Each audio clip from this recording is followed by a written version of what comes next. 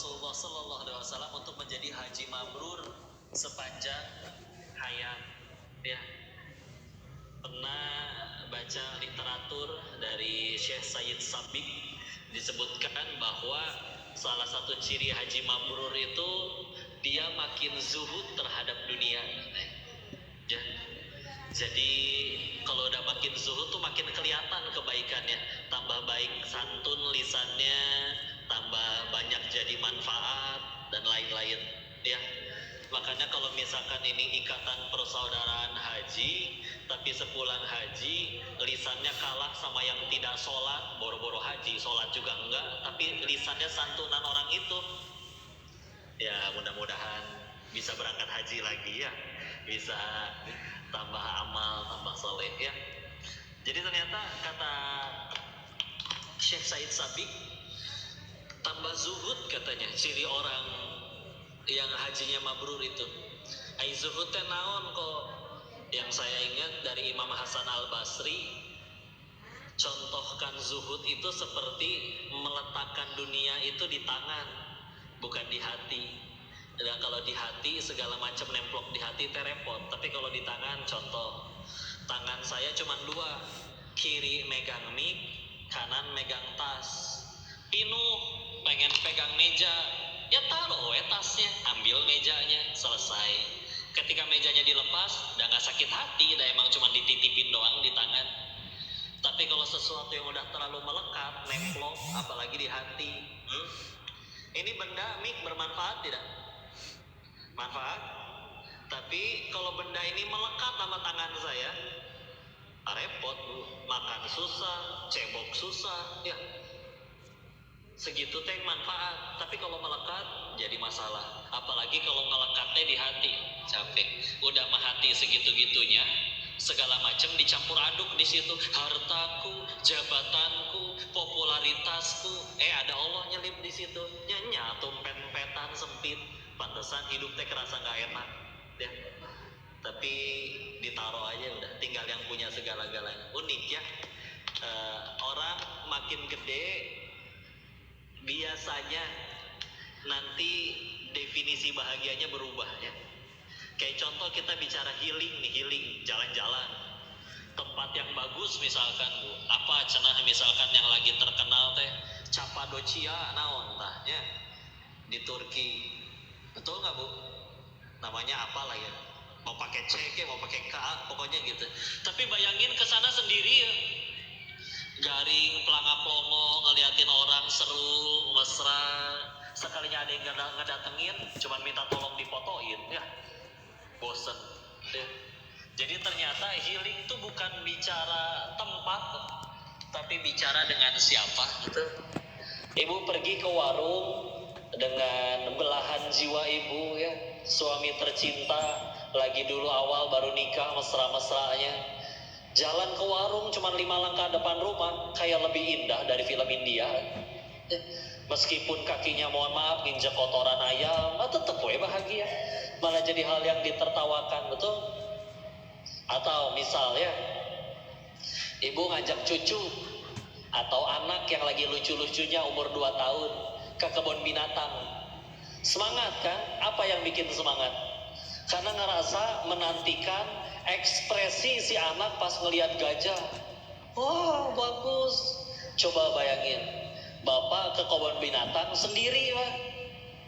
Oh, gajah. Oh, eta teh jerapah. Garing weh gitu ya. Jadi ternyata nggak melulu yang disenang-senengin sama kita aja ya. Orang punten ya, punten pisan yang dia ngakunya ateis, tidak percaya adanya Allah, bahkan tidak sholat sekalipun, rezeki dia masih dapat, dan dia bahkan bisa merelakan kebahagiaannya demi orang-orang yang dia sayang. Kita lihat tuh ada orang yang nyari duit dari gelap sampai gelap tuh, sebelum subuh udah berangkat, sebelum isya belum pulang. Udah gitu kaya enggak, malah banyak utang, ada yang kayak gitu juga ya. Tapi angger demi orang yang disayang, tetep begitu. Istilah kitanya yang udah mudah-mudahan ini ini semuanya sudah berangkat haji insyaallah ya. Kalaupun belum, segera insyaallah ya. Dan aslinya mah bukan bukan kita mampu atau tidak, tapi Allah memampukan yang diundang, ya. Bukan Allah mengundang yang mampu, bukan, tapi kebalik, Allah akan memampukan yang diundang. Kemarin ini berangkat ke sana juga ketemu sama orang-orang, kebanyakan pada gratis, bilang, kok ada yang ongkos sendiri? Selamat, berarti Anda baru saja mentransfer uang Anda dari rekening dunia ke rekening akhirat. Udah umroh, udah haji, nggak apa-apa, nggak rugi, ya. Kayak udah bismillah, udah pulang dari tanah suci, berharap supaya diberikan pahala besar dengan haji yang mabrur, pasti makin biasa aja. Izin punten ya, waktu diri ini masih di Thailand aja, waktu masih profesinya jadi bandar judi, itu kumpul kan sama para bandar ya, yang penghasilannya pokoknya duit mah bukan masalah lagi bagi mereka. Kami aja kesimpulannya kayak gini, kalau ada orang yang ngoyo pengen pisan jadi kaya sampai ngehalalin segala macam cara, pasti alasannya cuma satu, kata kita hati-hati ini. Apa alasannya? Belum pernah kaya, dah gitu aja. Ya kalau udah pernah kaya kan biasa weh, itu ya. Contoh, kok beli makanan, kenapa Zat? Tuker? Enggak, sama aja, tukeran. Maaf ya Pak. Oh lebih nyaring ya. Alhamdulillah. Iya istilah. Makanya kan sampai ada istilah OKB. Tahu Pak OKB Pak? Apa? Orang kaya blow on lebih tepatnya ya. Bisa kok uang kan banyak, bisa beli makanan, yang lain beli 1 bungkus, kita bisa beli 1000 bungkus. Pertanyaannya, emang perutnya muat? Enggak ya. Kan bisa disimpan, dibesokin, emang besok belum basi. Makanan mah bisa basi ya. Bahkan lebih bahagia kalau malah dibagiin. Dikit pun tadi ada aslinya mah, makan tempe bacem yang nyaris basi sama makan steak tenderloin yang 1,5 juta, asli bedanya cuma 5 cm di sini doang nih ya. Kalau dia cadel berarti 3 cm gitu. Begitu udah lewat sini ketelan di perut, punten ya, kenyang makan tempe sama kenyang makan daging, emang kenyangnya beda? Sama weh gitu. Dan apa yang lebih sama? Sama keluarnya bau gitu. Nggak akan, kok ini kenapa makanan mahal begini? Oh iya, nanti keluarnya wangi. Wow, asli bau-bau kemek. Sepatu baik yang 500.000 sampai yang 500 juta, bau cokor weh tetap ya, bau kaki ya, dan ditincak ya tetap sama aja. Ya kalau sesuai kebutuhan nggak apa-apa. Misalkan ya, kan pengen naik gunung, mainnya sendal swallow, ya pasti kudu beli sepatu gunung lebih mahal, udah wajar. Tapi ternyata kita kadang bisa nggak sengaja mengakui bahwa ternyata kebutuhan manusia itu dulu kan zaman sekolah sandang, pangan, papan, atau primer, sekunder, tersier. Ternyata ada kebutuhan yang keempat. Apa yang keempat teh? Kebutuhan pengen diaku oleh orang lain ya. Kok apa buktinya? Ya tadi kaki kita ada berapa Bu? 2. Berarti butuh alas kaki berapa Bu? 2 kiri kanan ya. Kenapa ada yang punya 50 pasang? Jualan kok, boleh ya. Bukan berarti nggak boleh punya ya. Ntar ada yang bilang orang uangnya halal, nggak nyuri, nggak ngutang, masa nggak boleh? Boleh. Tapi kalau misalkan belinya buat diaku kubatur, diakuin orang, capek nanti. Tuh ada atasanmu katanya mau naik jabatan, lagi ada di masjid tuh, apa? Cepet-cepet ngambil sepatu baru. Kenapa sepatu baru ini kerasa sempit? Saking barunya plastik yang ngeganjel di dalam belum dikeluarin. Jadi nggak enak kan dia. Nyampe sebagus-bagusnya sepatu, nyampe masjid nggak mungkin dibawa ke dalam, pasti parkir di luar gitu. Cuman biasanya susah Bu, nggak enak, jadi nggak khusyuk sholatnya. Nggak pengen di depan, sengaja deket pantol. Jadi kalau lagi rukun deh, ayak kete ya, Masya Allah, Alhamdulillah deh. Pulang hujan lu, punten jujur ya, kira-kira tetap dipakai kotor-kotoran apa dijinjing? Jinjing ya. sepatu yang fungsinya mencegah dari kacugak, leuheung keneh kacugak daripada sepatunya kotor. Keren manusia teh ya. Masya Allah ya. Capek ya. Apalagi jam tangan, apa fungsinya jam tangan Bu? Ngelihat waktu. Berarti jam tangan yang di pasar Bogor eta yang 50 ribuan, meskipun gambarnya Dora ya, bisa ya buat ngelihat waktu ya. Tapi kenapa di Jakarta aya Pak jam tangan 5 miliar? Tuh, ada yang beli lagi ya. Nggak, kalau misalkan itu mobil saya ngerti ya, mobil mahal biasanya larinya lebih kencang daripada yang murah. Jam tangan, emang jam tangan mahal muternya lebih kencang daripada yang murah? Sama Pak, jam tangan Bapak 5 miliar, kelebihannya apa Pak? Oh, ini 1 jamnya setara 5 menit kok. Atuh ruksak, apa ini dipakai? Ya, suka berat kalau pakai jam tangan bagus ya Pak. Nggak bisa di bawah gitu, kudu ditatakin di meja gitu ya. Laki-laki abis nge-gym, fitness ya, pasti jadi suka pakai baju yang ketat tuh. Paling seneng kalau ditanya toiletnya di mana, WC di mana, di situ. Nah, ototnya, Masya Allah. Padahal gampang, toilet di mana tuh, selesai ya. Capek ya, Masya Allah. Udah mah netizen mah gitu ya, maha benar netizen dengan segala komennya ya. Kan yang paling sakit hati teh, udah mah beneran beli mahal, tapi ada orang-orang yang memang diuji oleh Allah. Orang tuh kayak sulit percaya gitu kalau dia beli yang mahal gitu. Ada ya kayak gitu ya.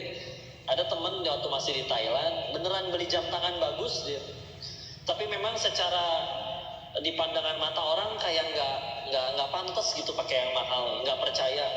Maka untuk mencegah dia dihina-hina, struk pembelian jam tangannya itu dikantongin kemana-mana tuh. Ganti celana ganti ikut bonnya ya. Ya Allah mau dicanggal bisa hidup teh ya Allah, capek. Beneran pegel ya. Udah aslinya kayak gitu ya. Dan orang tetap aja nggak percaya. Itu bonnya siapa kamu bawa-bawa tuh? Ya. Capek lah. Gitu. Udah berisa beli makanan, nggak temahi perutnya Bu, gitu-gitu aja.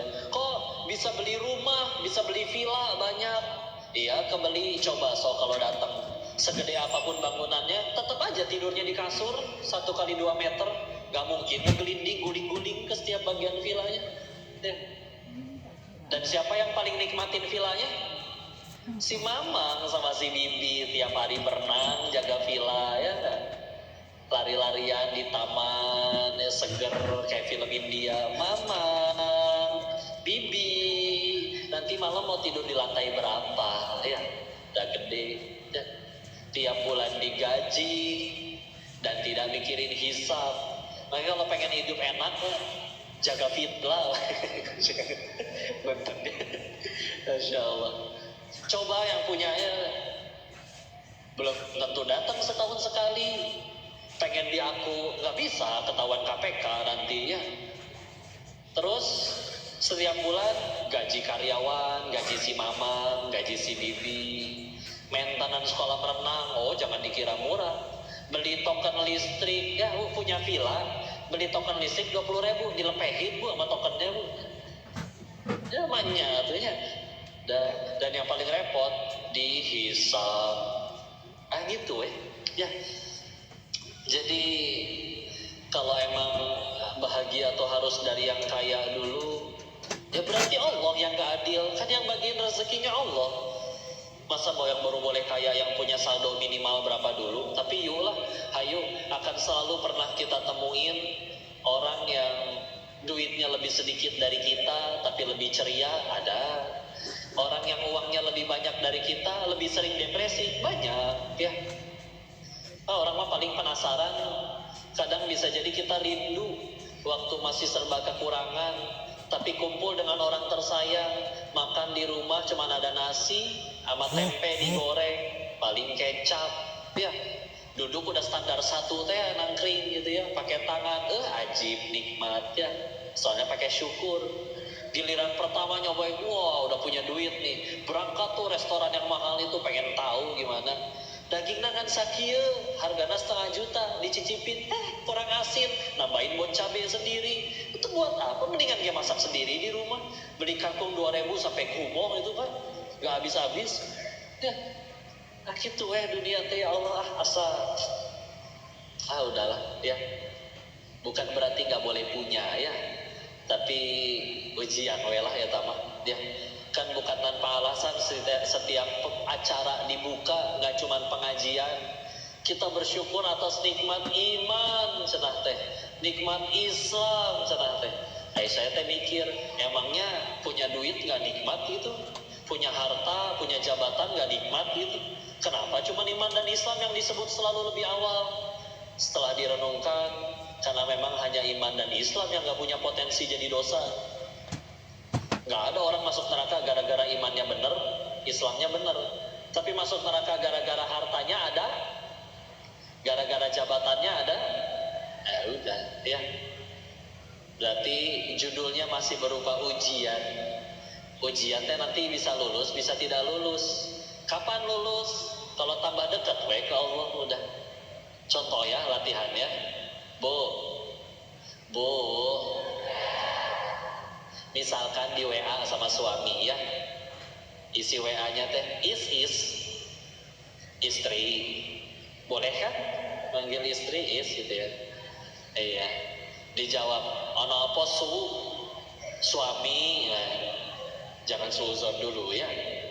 Ya Allah, begini ya uang belanja pengen dinaikin 100 juta. Belum beres, 100 juta teh tiap minggu. Masya Allah. Gampang ya nyenengin ibu-ibu, tinggal dikasih khayalan mereka udah bahagia gitu. Ya. Bu, uang belanja naik 100 juta seminggu, nikmat bukan? Kan tadi dibilang ujian ya. Ulangi, uang belanja naik 100 juta, nikmat bukan? Ujian. Kapan bisa jadi nikmat? Ya kalau jadi jalan tambah dekat sama Allah. Tambah banyak sedekahnya, wakafnya. Coba punten ya, uang tambah banyak tapi tambah maksiatnya, dipakai maksiat. Ya musibah atuh. Orang ada yang pengen maksiat bisa nggak jadi itu gara-gara nggak punya duit.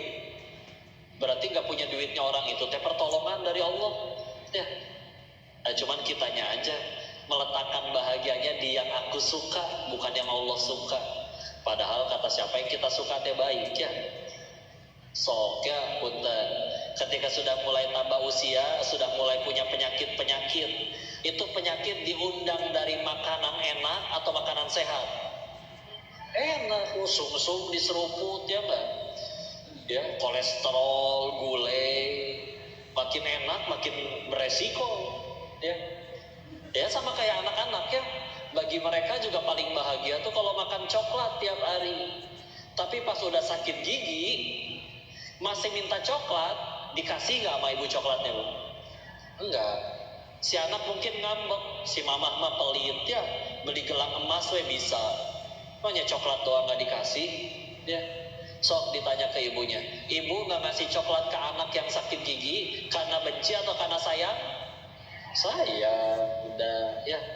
Kalau misalkan kita punya sesuatu diambil sama Allah, ya bukan karena Allah benci, kitanya itu bisa jadi keburukan buat kita. Lagian kadang minusnya atau missnya tuh kita di sini ya. Orang bilang kok, tapi kan manusia bisa sedih kalau kehilangan.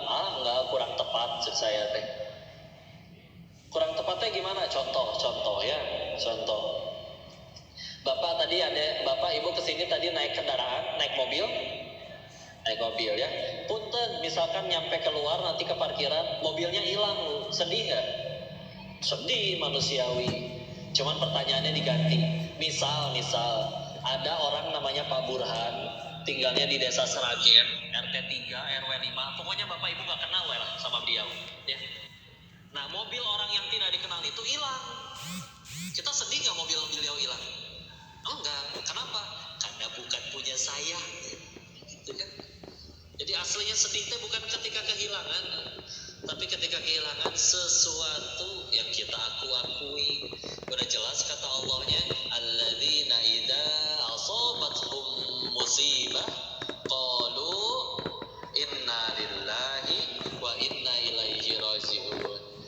Sesungguhnya kami ini milik Allah dan akan kembali kepadanya. Jadi ternyata bukan cuma rumah dan harta, tapi yang ada di diri kita kayak bukan punya kita. Kata Allah, ini tangan harus pulang duluan, lepas tuh entah gimana ceritanya. Ya. Nah kita suka kayak gitu nih, dititipin ya, dititipin harta ya, hamba nih harta, nih jabatan, lain-lain. Bukan buat kamu nih, buat ngetes kamu tambah baik atau enggak. Tidak tambah baik, malah jadi agul, malah jadi sombong, malah jadi jalan ke neraka. Ya dicabut. Apakah Allah benci? Ya enggak, justru karena sayang. Ibarat kita lagi jadi kayak anak-anak, dikasih coklat kebanyakan sakit gigi, diambil coklatnya kan karena sayang tadi ya. Karena kitanya nggak lulus, udah gitu doang ya. Jadi aslinya dititipin ya, samalah kita bisa belajar dari tukang parkir katanya tuh, setiap hari mobilnya ganti dan diambilin orang tiap sore, nggak ngambek ya. Atau misalkan, Pak Haji saya mau ke toilet, nitip handphone boleh? Boleh. Keluar dari toilet, boleh saya ambil handphone saya yang tadi? Boleh. Ngambek nggak handphonenya saya ambil? Ya enggak, ada emang punya kamu ya. Tapi kadang kita tuh suka kayak gitu ke Allah teh. Hamba nih ya dititipin, giliran diambil, ini punya aku jangan diambil. Tuh pantas stres ya. Gitu dunia ya. Sekarang dianggap jadi sesuatu yang pahit kadang. Saya 10 tahun kemudian disengserikan ya. Ingat ya dulu punten ya, salah satu pengalaman unik yang waktu kami dapat waktu di Thailand, ada adegan kami tuh pernah digerebek ya, saya teh masuk koran Kamboja ya, digerebek. Udah gitu yang digerebek itu ada yang 4 hari lagi mau nikah ya. Sebelum digerebek ada satu orang diutus buat pangbelikan makanan, nanti tolong balik lagi. Gak mau tadinya, jadi karena biasanya orang ngerebutan, gak mau untuk di posisi itu. Tapi dia kalah sweet gitu ya, kalah undian. Jadi dia yang harus pergi keluar beli makanan. Ya udah dia keluar, gak lama dia keluar ada yang ngetok lagi, asa cepet amat. Ternyata bukan yang tukang beli makanan, ternyata polisi, ditangkep WKB ya, pada jongkok di borgol. Ya, sambil ngegerutu tuh yang ditangkap. Tahu gitu gua yang beli makanan ya bisa kabur lolos gitu ya. Namanya emang kudu ada skenario ditangkap ya. Itu yang tadi beli makanan bukannya kabur lari, dia teh malah balik lagi ngelihat makanan udah datang, isinya polisi semua. Ya udah ikut mendekat ya. Waktu itu nggak ada ketawa-ketawanya, mukanya panik semua. Tapi 10 itu kapan ya? 2013 ya, sekarang 2023, 10 tahun berlalu. Terakhir ketemu dengan mereka sekitar 2019an ya, ngobrol cerita tentang itu lagi, keketawaan tuh. Dulu mah panik luar biasa, tapi giliran udah lewat mah enggak, cuma jadi cerita lucu ya. Ya udah sama dunia gitu sekarang ya, bak capek begitu udah lewat mah udah gitu aja. Petani aja rela panas-panasan di sawah berbulan-bulan demi panen yang cuma 1 minggu. Masa kita nggak sabar, panas-panasan, capek-capek di dunia ya paling 60-70, nggak sedih, nggak banyak yang nyampe 80 ya. Demi apa? Demi bahagia yang abadi, surganya Allah. Tenang bismillah. Istilah karena ini lembaga pendidikan ya, salah satunya di bawahnya ada YPHB, kurang afdol kalau tidak bahas masalah pendidikannya ya. Karena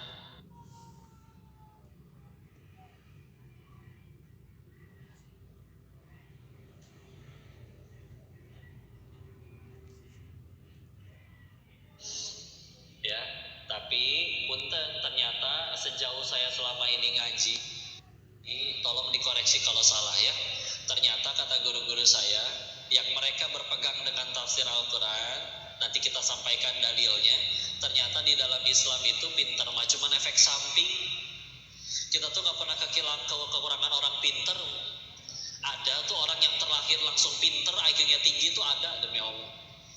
Ada maling-maling di negeri kita kayak pada pinter, tolong jangan diperhalus jadi koruptor ya. Maling mah maling we udah ya. Saya kayak kemarin kajian di hadapan anak SMA, ditanya, kalian teh pacaran nggak? Enggak, kami cuma punya support system. Support system, support system teh naon kegiatannya, gandengan tangan dan lain maksiat wae deh, jangan diperhalus ya. Maling misalkan ya, maling bodoh pengen nangkep ayam, ayamnya nggak ketangkep, malingnya ketangkep, bodoh soalnya ya. Tapi kalau malingnya pinter, satu malingnya yang kelaparan jutaan orang kan repot ya. Jadi ternyata nggak sekedar pinter ya, ternyata apa tuh kok pendidikan di dalam Islam teh tujuannya. Punten, Quran surat ke-62 juz 28 ya, 62 Al-Jumu'ah di ayat keduanya. A'udzu billahi minasyaitonir rajim. Bismillahirrahmanirrahim. Huwallazi ba'atsa fil ummiyina rasulan minhum yatlu 'alaihim ayatihi wa yuzakkihim. Nah, eta cenah. Artina kok Allah lah yang menurunkan rasul di kalangan orang yang ummi, nggak bisa baca tulis, untuk membacakan ayat-ayatnya. Apa tujuannya? Wa yuzakkihim, menyucikan jiwa mereka. Emangnya Nabi ngedatengin orang kafir Quraisy dengan tujuan pengen minterin mereka? Enggak, asli mereka kamu udah pada pinter. Orang Quraisy itu adalah suku yang disebut di dalam Al-Quran surat ke-106, surat Quraisy. Apa kata Allah tentang orang Quraisy? Ila fihim rihlatash syita'i was-shayf. Rihlah itu apa Pak? Jalan-jalan ya. Tapi kalau kita jalan-jalan ngabisin duit, orang Quraisy jalan-jalan jadi duit. Pebisnis handal semuanya itu. Jadi udah pada pinter. Terus apakah Nabi, kita didik dengan Islam ya, sampai akhirnya meninggalkan peradaban luar biasa dengan niat bikin pinter? Itu enggak. Tapi menyucikan jiwa. Punten ya, jiwa udah bersih, suci, nyari ilmu sendiri, sibuk jadi manfaat. Kalau sekedar pinter apalagi nyukur pinternya pakai nilai, kucing bisa dibeli ya. Sekedar udah beres pinter. Nih patokannya dari mana? Nilainya gitu ternyata nggak peduli mau jujur atau enggak.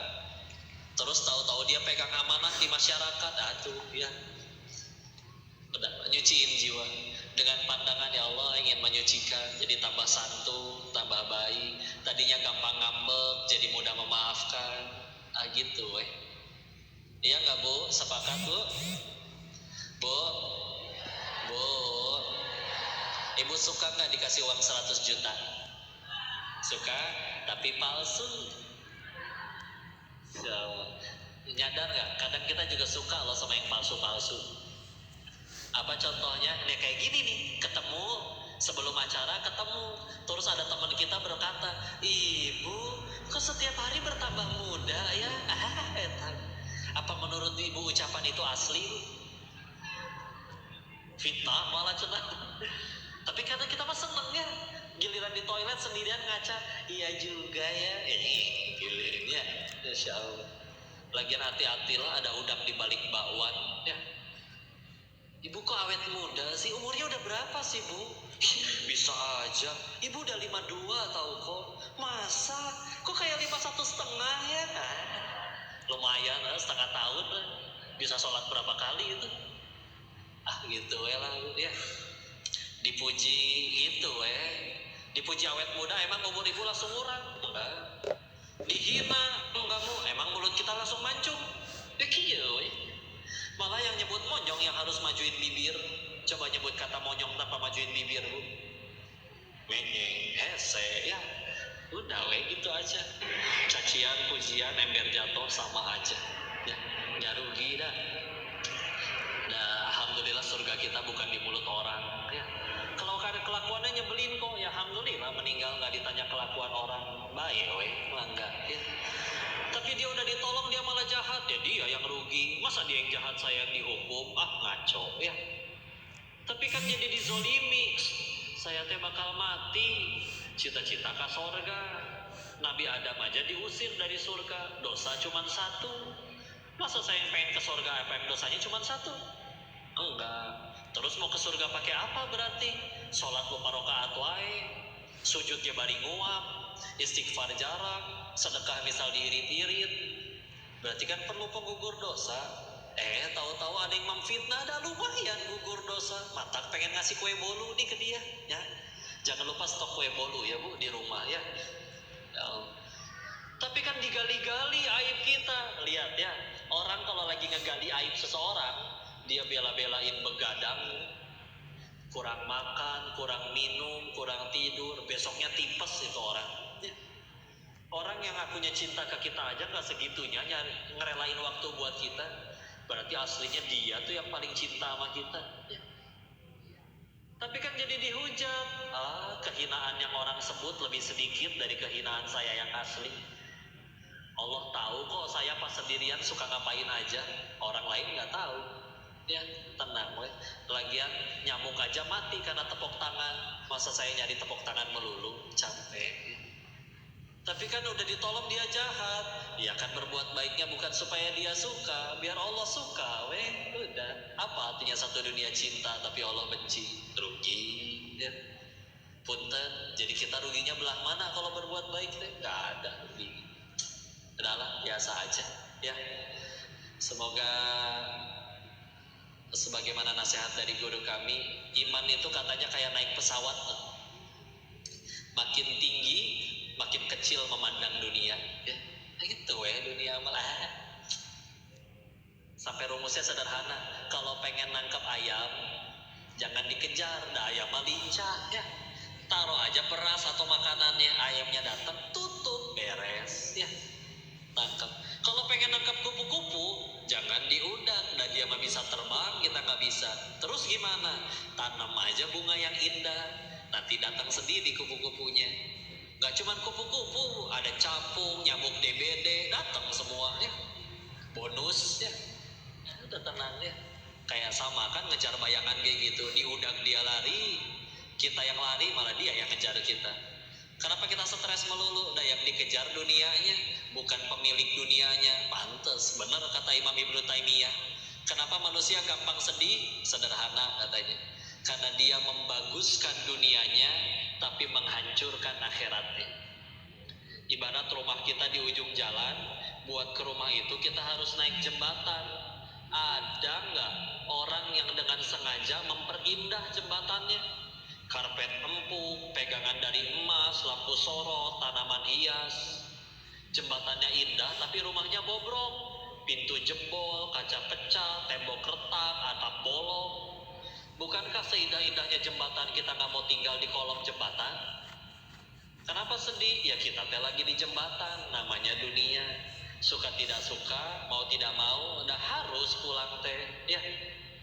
Tapi kenapa sedih? Ya udah tahu bakal ditinggalin, tapi kita hias seindah mungkin. Pantesan sedih karena sedang membangun sesuatu yang akan kita tinggalkan. Bukan berarti gak boleh punya ya, tapi dijadikan jalan untuk tambah dekat sama Allah. Begitu, misi tunduh ya, udah dikembalikan dulu kepada Ustaz MC kita. Ustaz, sehat Ustaz?